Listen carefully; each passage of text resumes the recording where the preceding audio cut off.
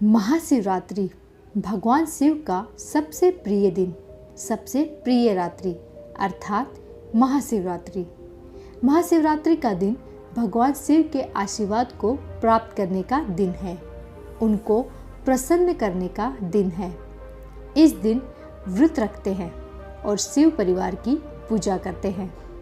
पूजा के दौरान महाशिवरात्रि व्रत कथा को सुनना भी फलदायी होता है। हम में से कई लोगों को शायद इस कथा के बारे में नहीं पता। तो दोस्तों, आज हम महाशिवरात्रि के उपलक्ष्य पर शिवरात्रि व्रत कथा को सुनेंगे। तो दोस्तों, एक बार माता पार्वती ने भगवान शिव शंकर से पूछा कि आपकी कृपा पाने के लिए कौन सा सबसे सरल व्रत है और पूजा है। तब भगवान भोलेनाथ ने माता पार्वती को शिवरात्रि व्रत की महिमा, व्रत और पूजा विधि बताई। उसके साथ ही उन्होंने महाशिवरात्रि व्रत की कथा भी सुनाई। तो दोस्तों, चलिए हम भी उस कथा को सुनते हैं। शिव पुराण की कथा के अनुसार एक गांव में एक शिकारी था जो पशुओं का शिकार करके अपना घर परिवार चलाता था। वह गांव के ही एक साहूकार का कर्जदार था। वह काफ़ी प्रयासों के बाद भी कर्ज से मुक्त नहीं हो पा रहा था। एक दिन क्रोधित होकर साहूकार ने उसे शिव मठ में बंदी बना लिया। उस दिन शिवरात्रि थी। शाम के समय में उसे साहूकार के सामने पेश किया गया तो शिकारी ने वचन दिया कि अगले दिन वह सभी कर्ज को चुकाकर मुक्त हो जाएगा। तब उसे साहूकार ने छोड़ दिया। शिकारी वहां से जंगल में गया और शिकार की तलाश करने लगा। वह एक तालाब के किनारे पहुंचा। वहां पर एक बेल वृक्ष का पेड़ था। उसने अपना ठिकाना उसी जगह बनाना शुरू कर दिया। उस पेड़ के नीचे एक शिवलिंग था जो बेल पत्रों से ढका हुआ था। उसे इस बात की जानकारी नहीं थी।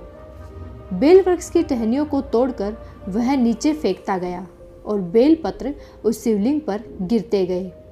वह भूखा प्यासा व्याकुल था। अनजाने में उससे शिव पूजा हो गई। दोपहर तक वह भूखा ही रहा। रात में एक गर्भवती हिरण वहां तालाब में पानी पीने आई। तभी शिकारी उसे मारने के लिए धनुष बाण तैयार कर लेता है। उस हिरनी ने कहा कि वह बच्चे को जन्म देने वाली है। तुम एक साथ 2 हत्या न करो। बच्चे को जन्म देकर मैं तुम्हारे पास आ जाऊंगी, तब तुम शिकार कर लेना। ये सुनकर शिकारी ने उसे जाने दिया। कुछ देर बाद एक और हिरनी आई तो शिकारी उसका शिकार करने को तैयार हो गया। तभी उस हिरनी ने कहा कि अभी वह ऋतु से मुक्त हुई है। वह अपने पति की तलाश कर रही है क्योंकि वह काम के वशीभूत है। वह जल्द ही पति से मिलने के बाद शिकार के लिए उपस्थित हो जाएगी। शिकारी ने उसे भी छोड़ दिया। देर रात एक हिरण अपने बच्चे के साथ उस तालाब के पास आई। शिकार एक साथ कई शिकार देखकर खुश हो गया। वह शिकार करने के लिए तैयार हो गया। तभी उस हिरण ने कहा कि वह अपने बच्चों के साथ इसके पिता की तलाश कर रही है। जैसे ही वो मिल जाएंगे वह शिकार के लिए आ जाएगी।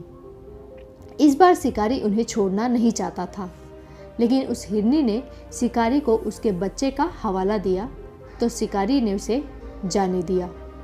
अब शिकारी बेल वृक्ष पर बैठकर बेल पत्र को तोड़कर नीचे फेंकता जा रहा था।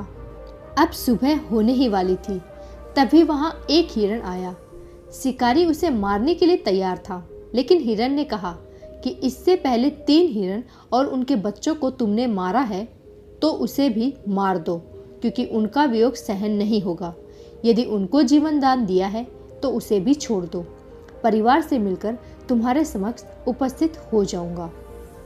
रात भर उपवास, रात्रि जागरण और अनजाने में बेल पत्र से शिवलिंग की पूजा के प्रभाव से शिकारी दयालु हो गया। उसने हिरण को भी जाने दिया। उसके मन में भक्ति की भावना प्रकट हुई और वह पुराने कर्मों को सोचकर पश्चाताप करने लगा। तभी उसने देखा कि हिरण का पूरा परिवार शिकारी के यहाँ उसके पास आ गया।